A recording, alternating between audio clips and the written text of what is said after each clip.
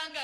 அங்க வருகின்ற ஆயிரக்கணக்கான தொண்டர்கள், மேல்மருவத்தூர் பக்தியை கொண்ட அந்த தொண்டர்கள் என்று நம்ம தலைமை கழகத்திற்கும் கேப்டன் ஆலயத்திற்கும் வருகின்ற அந்த மக்களா நான் இருக்கும் போது என் கவலைகளை நான் மறக்கிறேன்.